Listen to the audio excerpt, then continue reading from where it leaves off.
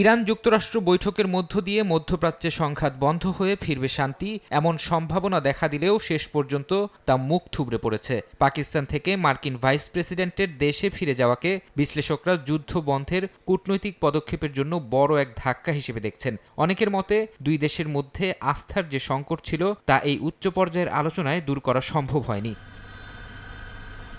পরমাণু ইস্যুতে ইরানের অনড় অবস্থানকে বিশ্লেষকরা দেখছেন দেশটির জাতীয় নিরাপত্তা নিশ্চিত করার একটি ঢাল হিসেবে। ইরান তার সার্বভৌমত্ব রক্ষায় কোনো আপোষ করতে রাজি হয়নি। অন্যদিকে এই ইস্যুতে ছাড় দেয়নি যুক্তরাষ্ট্র। বিশ্লেষকদের আশঙ্কা, কূটনৈতিক পথ বন্ধ হয়ে গেলে ইসরায়েল ও ইরানের মধ্যে সরাসরি সংঘাতে জড়ানোর ঝুঁকিও বহুগুণ বেড়ে যাবে। দেশের মানুষকে প্রতিদিন সুরক্ষিত রাখার প্রত্যয় নিয়ে এলো সেফ রাউন্ড সুইচ।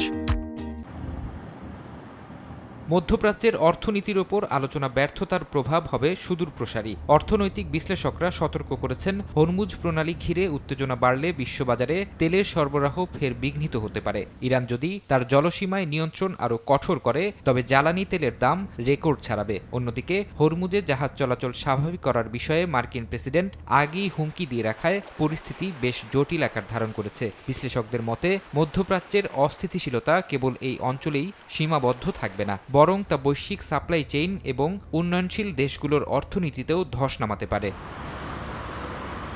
বিশ্লেষকরা মনে করছেন, ট্রাম্প প্রশাসনের সর্বোচ্চ চাপ নীতি ইরানকে আরও রক্ষণশীল করে তুলতে পারে। তবে কেউ কেউ বলছেন, ইরান যুক্তরাষ্ট্রের দীর্ঘদিনের অমীমাংসিত ইস্যু একদিনের সমাধান হওয়ার বিষয় না। এখনও আলোচনার দরজা পুরোপুরি বন্ধ হয়নি বলেও মনে করেন কেউ কেউ।